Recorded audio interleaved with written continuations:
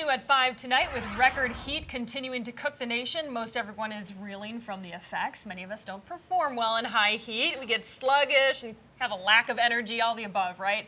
It's the same with aircraft. Chief Transportation Correspondent and FAA flight instructor Mackay Beeler joins us now to explain all that. Nobody or nothing likes the high heat. Yeah. I don't think. You know, we recently talked about how summer can affect air travel, especially out west, where temps have soared into the triple digits. Now, for certain aircraft, it can get too hot to fly. Yeah. There may be a temperature limitation on the engine and the need for longer runways. You see, aircraft require longer takeoff, climb out, and landing distances to perform properly in the hot, thin air.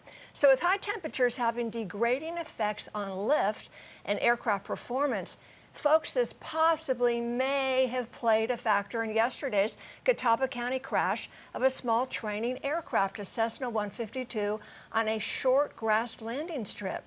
It happened at Laney's Airport around noon. According to the airport owner, Charles Laney, the aircraft had difficulty gaining altitude after initially touching down, then immediately throttling up to take off. The aircraft struggled to climb, hitting trees at the end of the runway.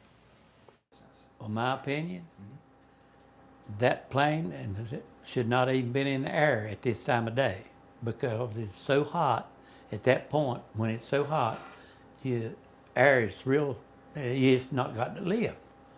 And a 150 Cessna and two people in it and full of fuel, they like the ground. They don't like to fly.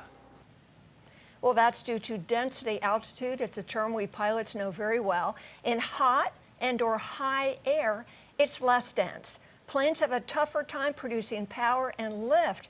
They require more runway to get up to speed and climb safely. So the FAA and the NTSB will determine if perhaps heat was a culprit in the accident. The investigation is underway. Well, and I know the heat is what we're focusing on right now, but you mentioned that they were on a grass runway. Could that potentially have anything to do with it? Well, you need more distance to take off on a grass runway. We're used to asphalt. It's nice and smooth. Grass, there's friction. We got to use a little more power to get up to speed, the right speed to take off. So you need even more runway on a hot day and even more runway on a grass surface. Okay, so as an instructor and a pilot, very experienced, I'm assuming that you've practiced takeoffs and landings and more times than you can count, right? Thousands of times. So I know the question is, how do you know if you have enough runway? That was going to be your next question. Okay, so we have pilot operating handbooks, aircraft flight manuals.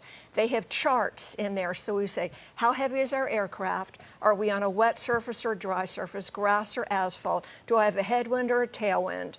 All these come into play. And what is the temperature and the altitude of the airport? You go on a chart, you look that up, and it tells you how much distance you need to take off and land.